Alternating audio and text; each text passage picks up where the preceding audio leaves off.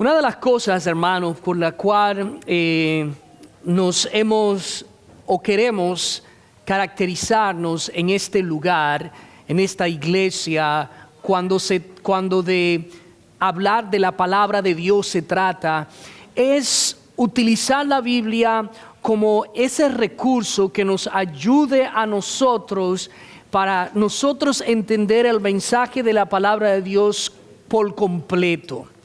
Y la manera en que nosotros hemos hecho esto, desde el momento en que he tomado la responsabilidad de guiar a esta iglesia a través de la palabra de Dios, es predicar, es enseñar la Biblia de una manera expositiva, de una manera consecutiva, de una manera donde nosotros podamos ver el inicio y el final de cualquier libro de la Biblia que nosotros prediquemos. Esto no quiere decir que nosotros tomemos temas específicos para tratar aspectos específicos de algo en particular, pero en la medida de que nosotros podamos, queremos ver el total. Los libros de la Biblia se escribieron no para que nosotros simplemente escojamos las partes que nosotros nos gustan y dejar el resto de la enseñanza que nos deja la palabra de Dios.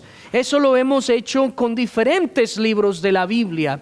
Y un libro que recientemente nosotros terminamos fue hablando de Ageo en el Antiguo Testamento. Pero antes de Ageo hablamos de un libro, a ver si ustedes se recuerdan, antes de estudiar Ageo, hay un libro en el Nuevo Testamento que nosotros estudiamos desde principio a fin. ¿Cómo se llama ese libro? ¿Cómo? Vamos a ver otra vez y predicar Santiago completo otra vez para que por lo menos recuerden el nombre del libro. Santiago, el libro de Santiago, la epístola de Santiago, medio hermano de Jesús. Hay una carta en la Biblia que tiene mucha correlación, que tiene mucho parecido a la carta de Santiago, y es la epístola que escribió el apóstol Pedro al libro que nosotros conocemos como Pedro. Pero Pedro tiene dos libros que escribió, Primera y Segunda de Pedro. Ese es el libro que nosotros vamos a estar viendo. Santiago, en un resumen lo más corto posible, escribe a creyentes que estaban dispersos, que estaban en lugares extranjeros, fuera de su propia tierra. Eran hermanos que estaban atravesando muchas dificultades en todo el sentido. Piense en un extranjero que ha sido como expulsado, que ha tenido que salir forzadamente de su lugar de origen a un lugar completamente extraño. Todas las dificultades que ustedes pueden pensar, eso estaba experimentando los hermanos de la iglesia donde Pablo le escribe Santiago, añadiéndole a eso el ingrediente de que estaban siendo perseguidos por haber creído en Jesús.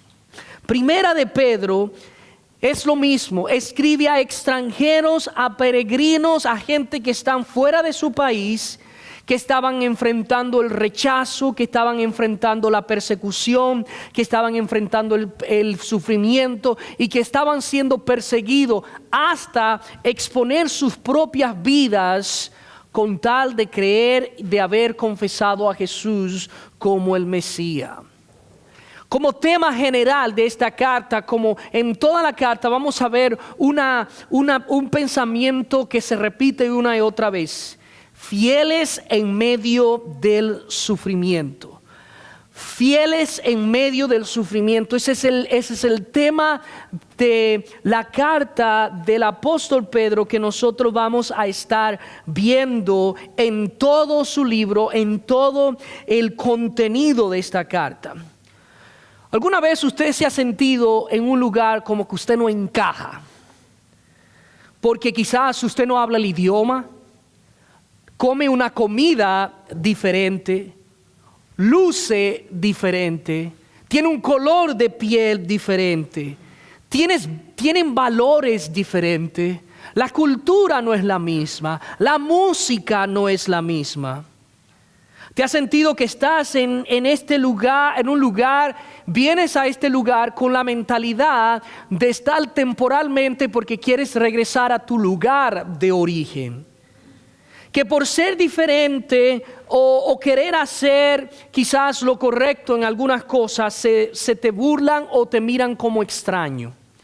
¿Alguna vez se han sentido ustedes así? Pues yo creo que casi todos los que estamos aquí hemos tenido ese sentir.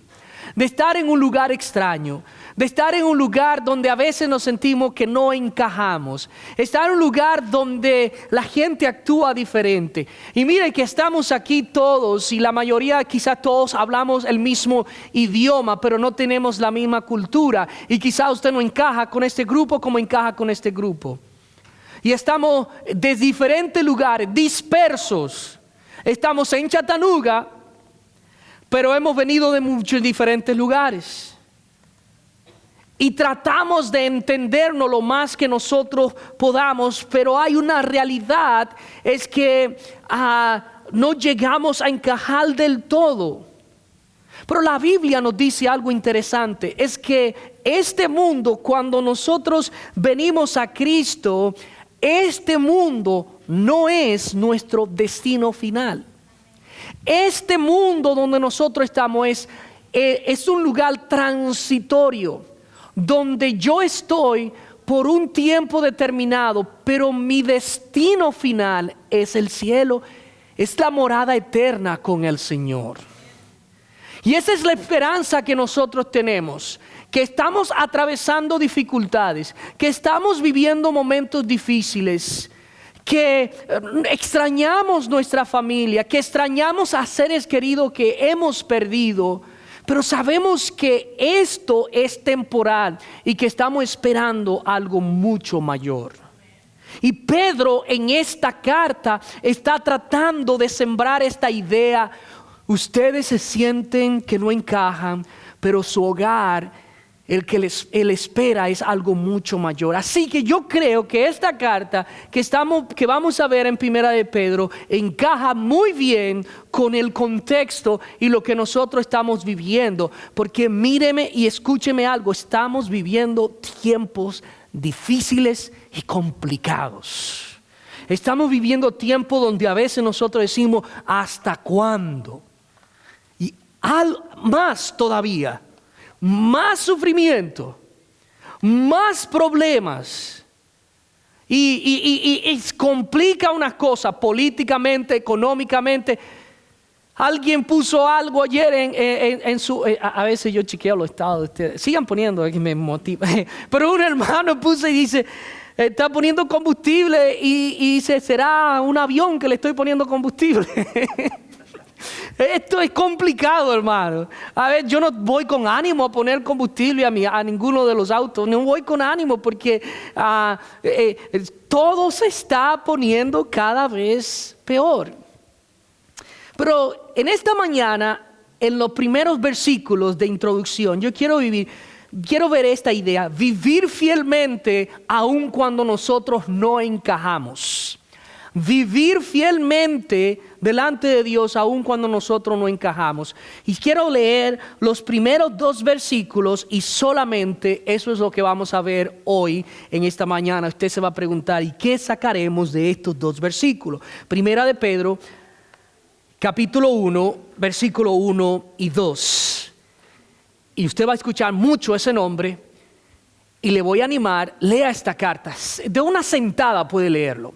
Y si no quiere leerlo en una sentada, léalo de lunes a viernes. Pero tome el tiempo esta semana y lea esta carta en su tiempo personal. Dice: Pedro, apóstol de Jesucristo, a los expatriados de la dispersión en Ponto, Galacia, Capadocia, Asia y Bitinia, elegidos según la presciencia de Dios Padre en santificación del Espíritu, para obedecer y ser rociados con la sangre de Jesucristo, gracia, paz os sean multiplicadas. Veamos 3 cosas. En primer lugar, ¿quién escribe? Pues simplemente y directamente ahí lo tenemos. ¿Quién escribe esta carta? Vamos a entender el contexto para poder extraer lo más que nosotros podamos. ¿Quién escribe? Pedro, apóstol de Jesucristo. ¿Y quién es Pedro? Pedro fue parte del círculo íntimo de Jesús. Fue uno de los 12 discípulos, fue uno de los 12 apóstoles de Jesús. Pedro, Juan y Jacobo eran ese círculo íntimo más cercano de Jesús. Fue testigo de uno de los eventos más trascendentes de Jesús, la transfiguración. Cuando Jesús vino, Moisés y Elías, y Jesús estaba con un cuerpo transfigurado. Fue líder de los discípulos.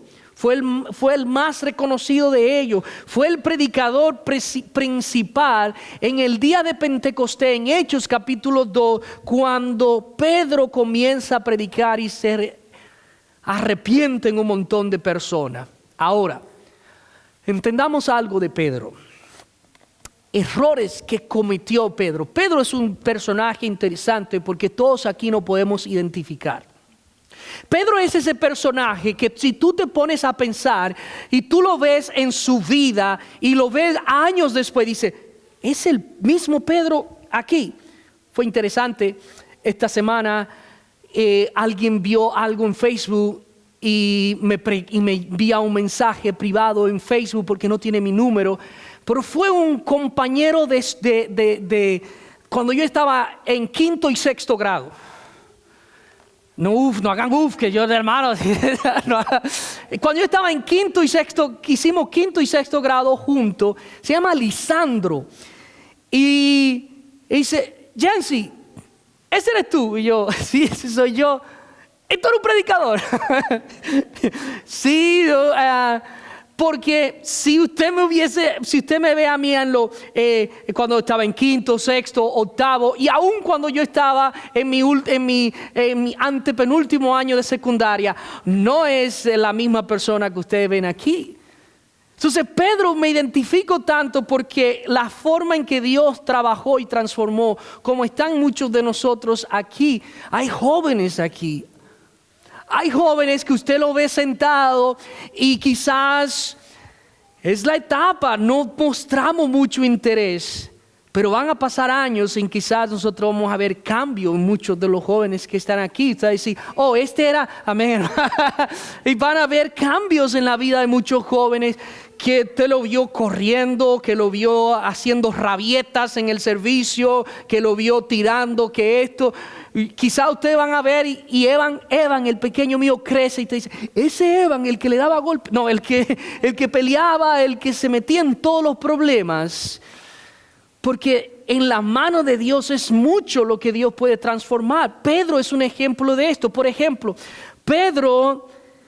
Jesús tuvo que reprenderle muchas veces.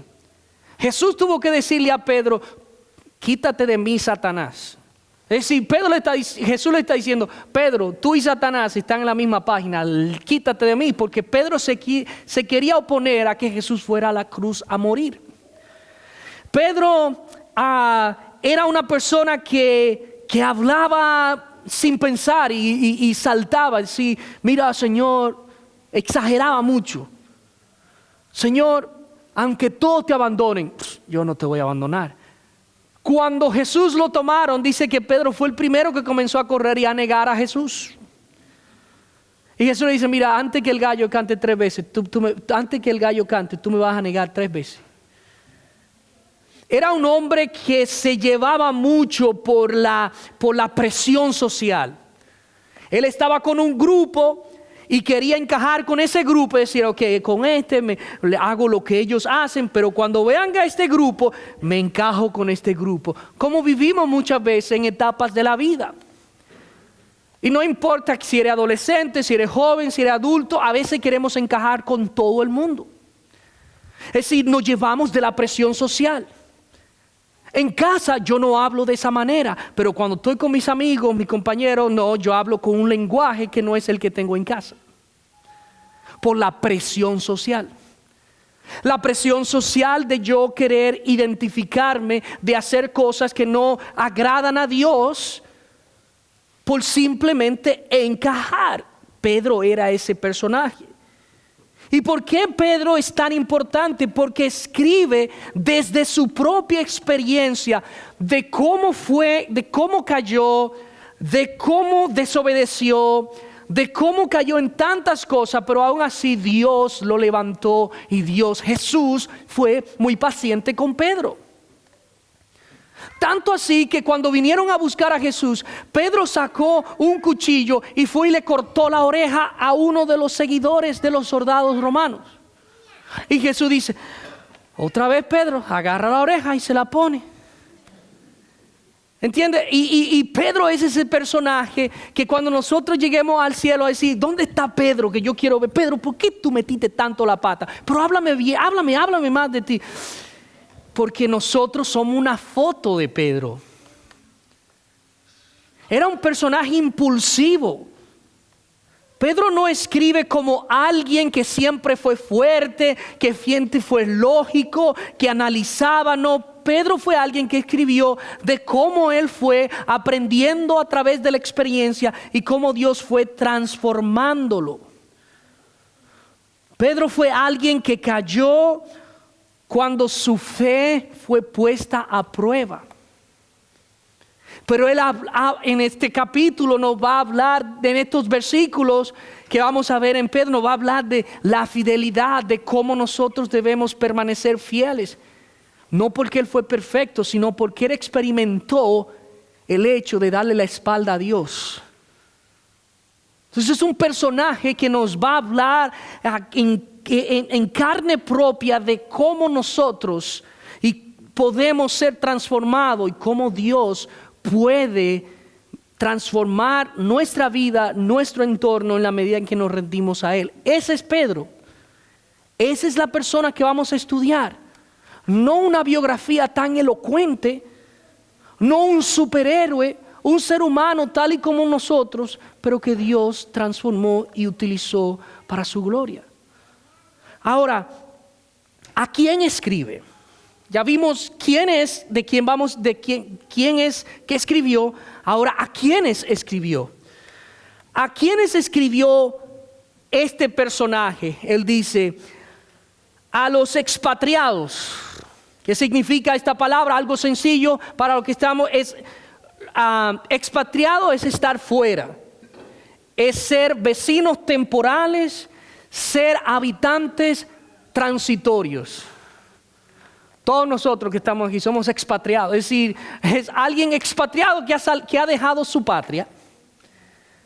Para algunos de ustedes Estados Unidos es su patria porque nacieron aquí. Para mí, yo no soy estadounidense, yo soy dominicano, soy un expatriado, he dejado mi patria para participar en esta patria. Estos hermanos habían salido y estaban en diferentes lugares. Estaban en Ponto, mira, hay un mapa, Mauricio.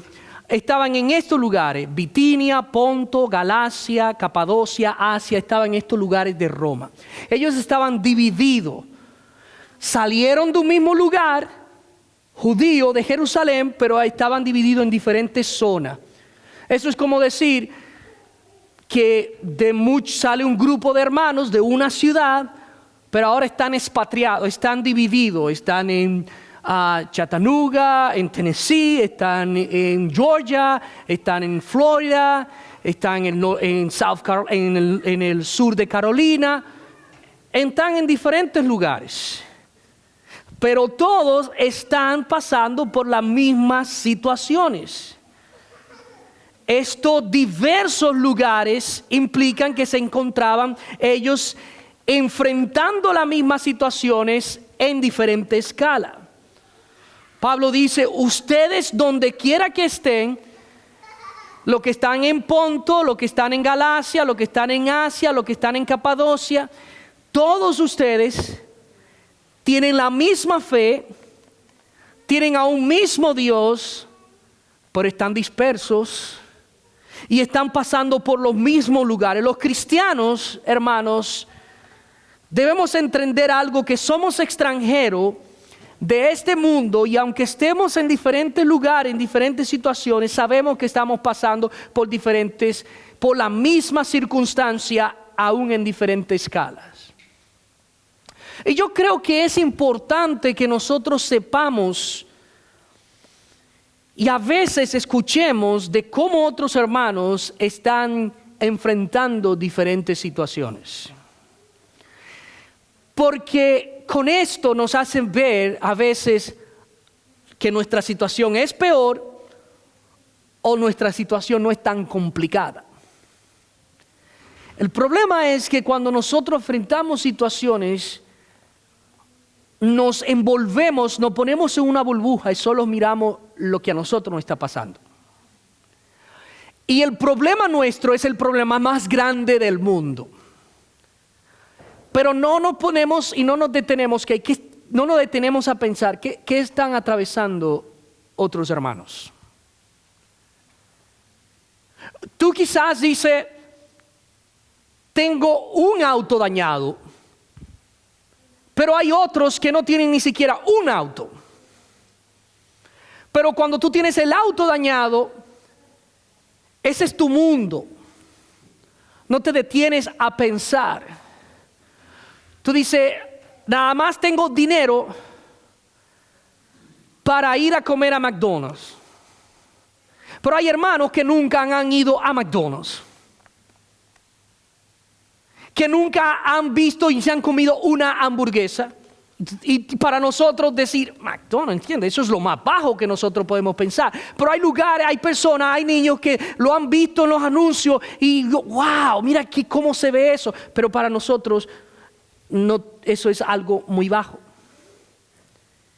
Yo creo que cuando nosotros estamos pasando por circunstancias, debemos abrir nuestros ojos y pensar en la circunstancia que otros están viviendo y no solamente centrarnos en nosotros mismos.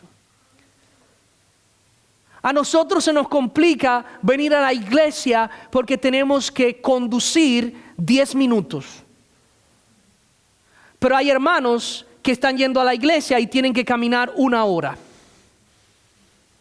Y van a la iglesia. Hay personas, tú dices, no, se me complica ir a la iglesia porque no me da tiempo a preparar el desayuno. Pero hay personas que no encontraron comida la noche anterior y se levantan y van a la iglesia y encuentran comida en la noche otra vez. Es que nosotros, querramos admitirlo o no, vivimos una vida muy egocéntrica, porque solo pensamos en nosotros mismos. Hermanos, no estoy diciendo que tus problemas no tienen valor o que tu circunstancia no es difícil. Lo que estoy diciendo es que a veces nosotros debemos detenernos y decir, Dios, en medio de los problemas, yo soy más que bendecido y más que la abundancia de cosas que tú me provees, no me da tiempo para tener que quejarme. Mencionar estos nombres no es simplemente mencionarlo. Pedro está diciendo, hermanos, yo estoy escribiéndole a ustedes que están en estos diferentes lugares y que todos ustedes están atravesando circunstancias difíciles, pero no piensen solamente en ustedes mismos. Piensen en otros. Piensen en otros nosotros escuchamos el evangelio, escuchamos la palabra de Dios, es predicada todos los domingos, tenemos la facilidad de escucharlo en YouTube, tenemos la facilidad de escuchar podcasts, tenemos la facilidad de todas estas cosas, mientras hay gente que tienen que esperar semanas, meses, que viaje un montón de gente en una barca para ir que escuchen el evangelio. Nosotros somos privilegiados. Cuando la hermano Rafa y Alexandra me han compartido imágenes de cómo es que se vive la vida en ciertas zonas en Venezuela, como lo es en muchos lugares de Latinoamérica, de una barca, un grupo de hermanos que se tiene que montar por 5 días en una barca, no en un barco que tienen para dormir, en una barca sentado, se tienen que detener por por noche para descansar y volver otro día para viajar 5 días para que un grupo de hermanos escuchen el evangelio y después volver y hacer eso. Yo digo, y nosotros que lo tenemos en todos los colores y en todas las formas, estamos siendo egocéntricos. El evangelio, hermano, debe cambiar nuestra perspectiva de cómo nosotros vemos la vida. Ahora, ¿cuál es el propósito? ¿Para qué escribe? ¿Para qué escribe esto Pedro que vamos a ver? Para que obedezcan. Ese es el propósito. Pedro quiere que ellos obedezcan y practiquen lo que se les va a enseñar, como es el propósito de toda la palabra de Dios, es que nosotros podamos obedecerla, vivirla, practicarla. El versículo 2 dice, elegidos según la presencia de Dios Padre en santificación del Espíritu para obedecer y ser rociado con la sangre de Jesucristo. Gracia y paz sean a vosotros, sean multiplicadas.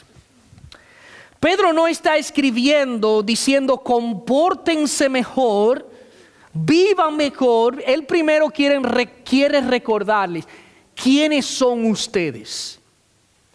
Antes de decirle esta es la manera en que deben vivir, él quiere decirle esto es lo que son ustedes. Él dice elegidos según la presencia de Dios. No se refiere a una elección condicional de un grupo de elegidos simplemente. No se refiere a que Dios elige un grupo y rechaza a otro. Dios en su presencia, Dios tiene un conocimiento previo. Dios sabe y entiende todas las cosas antes de la fundación del mundo. Eso es lo que lo hace Dios. El hecho de Dios poder entender, de poder conocer y de poder saber todas las cosas. Dios es omnisciente. Dios conoce el principio y el fin de todo. Dios conoce todo el panorama. Y ha elegido un plan, ha elegido una forma. Y ese plan, esa forma, es que solamente a través de Jesucristo nosotros podemos ser salvos. Es decir, no existe otra forma. ¿Sabe Dios quiénes van a seguirle y quiénes van a rechazarle? Por supuesto que Él sabe. Entonces te va a decir, pero si Dios lo sabe, ¿por qué no nos hace a todos cristianos? No, porque hay una decisión. Dios es soberano, pero nosotros tenemos una responsabilidad.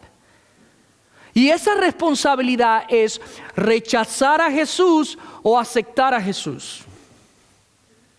Mis padres no me pueden hacer cristianos. Y escúcheme esto, jóvenes. Sus padres son cristianos, han elegido un camino, pero ustedes tienen que elegir el de ustedes. Ustedes tienen que elegir, Dios sabe si tú vas a ser cristiano o no. Sí, por supuesto, Él es Dios, pero te ha dado una responsabilidad de que tú lo tomes en serio o no.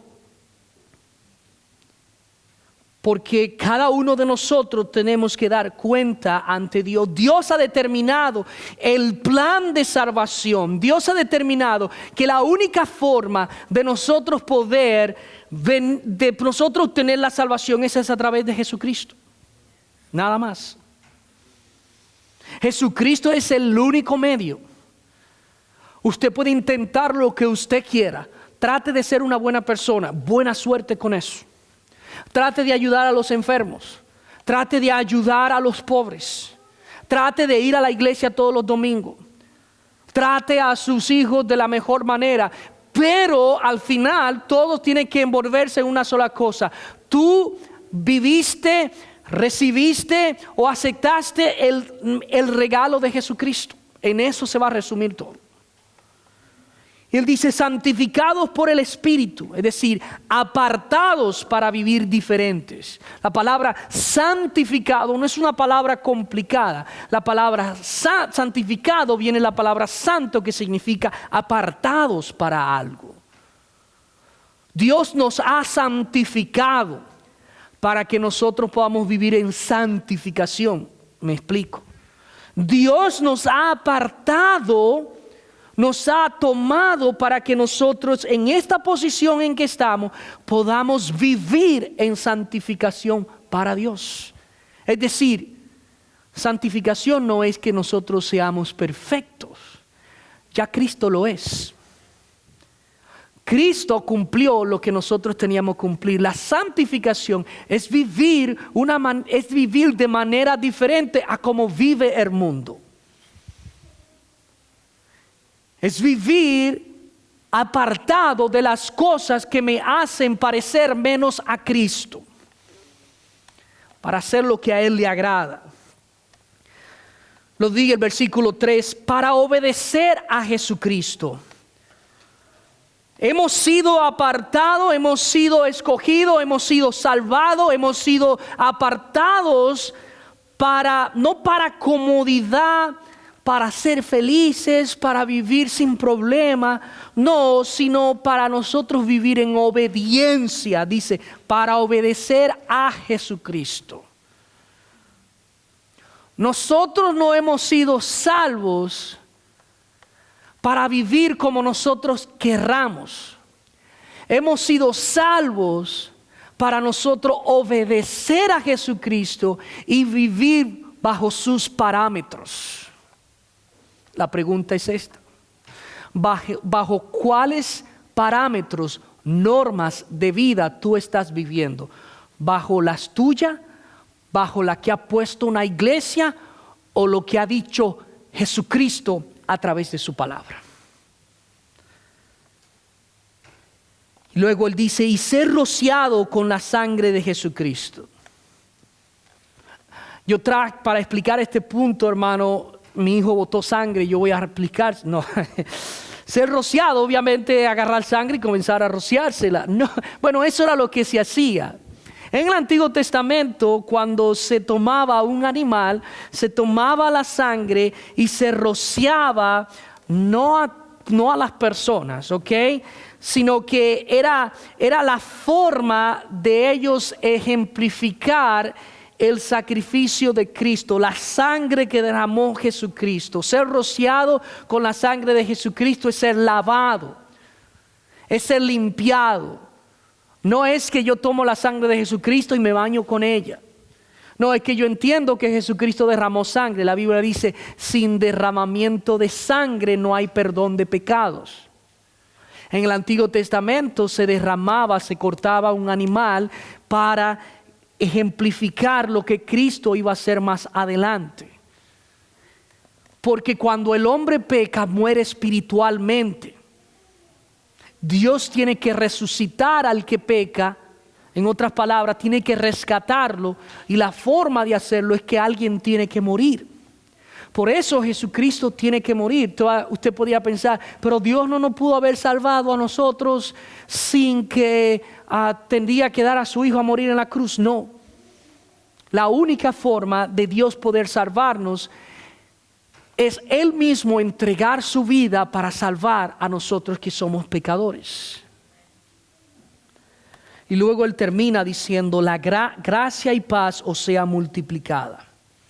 Esa gracia que es un regalo inmerecido a nosotros que somos pecadores, y esa paz que nos reconcilia con Dios y nos lleva a un descanso en Dios. La gracia nos empuja a nosotros a vivir diferente. La gracia mal entendida produce excusa en nosotros para nosotros decir, bueno, he sido salvo, déjame vivir de esta manera, hacer esto y hacer aquello. No, si dices Dios me perdona, pero sigues igual, no ha entendido la gracia de Dios. La gracia te da poder para decir no al pecado. La gracia es un regalo inmerecido que Dios nos ha dado, no para nosotros tener una licencia para pecar, sino para decir que hemos recibido un regalo tan maravilloso que lo único que puedo hacer es vivir de acuerdo bajo los parámetros de ese Dios que me ha salvado. Luego dice, la paz, solo podemos experimentar la paz cuando nosotros vivimos de acuerdo al diseño de Dios.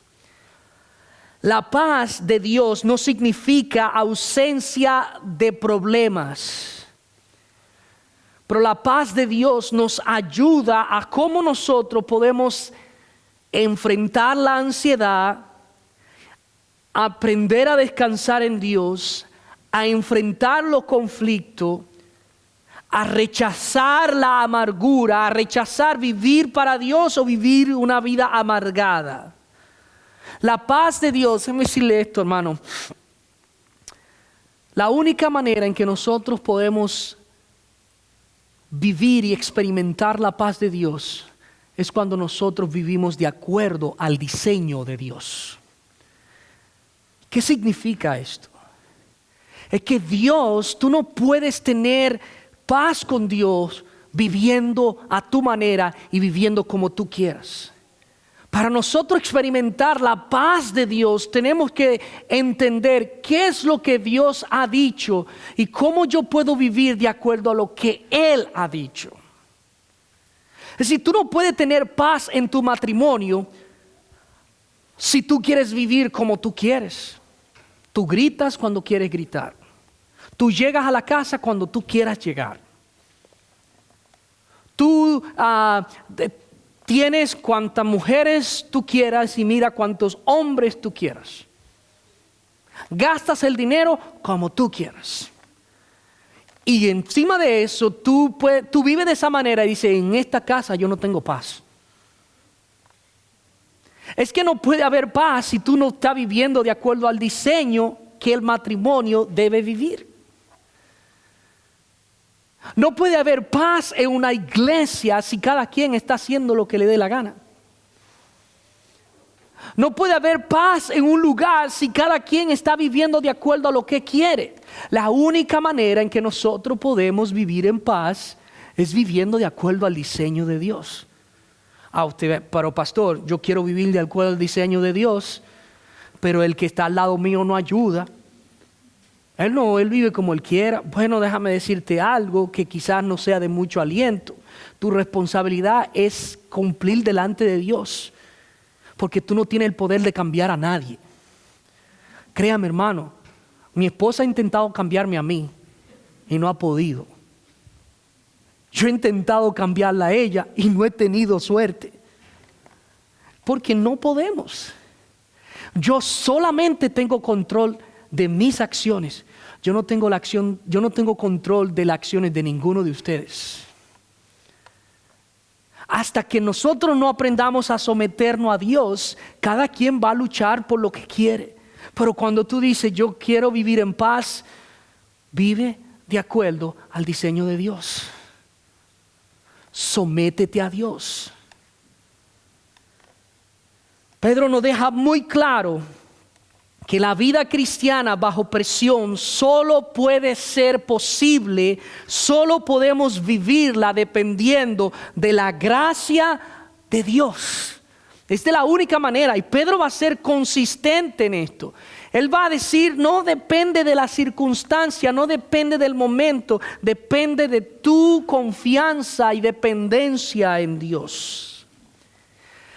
Primera de Pedro fue una epístola escrita para creyentes que viven bajo presión, pero a pesar de todo eso, deciden obedecer y vivir para Dios aún en medio del sufrimiento. Es una epístola que nos va a desafiar la forma en que nosotros vemos el sufrimiento, la forma en que nosotros vemos las dificultades, las enfermedades, las persecuciones, la forma en que nosotros vemos el matrimonio, la forma en que nosotros criamos a nuestros hijos, la forma en que nosotros nos comportamos en nuestro trabajo, la forma en que nosotros vivimos en la iglesia.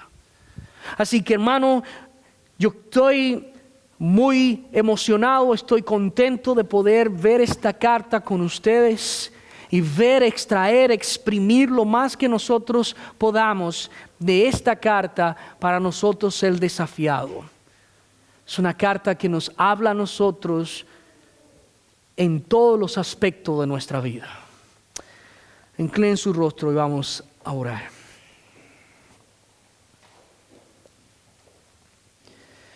Señor, tú eres nuestro Redentor, nuestra roca, eres nuestra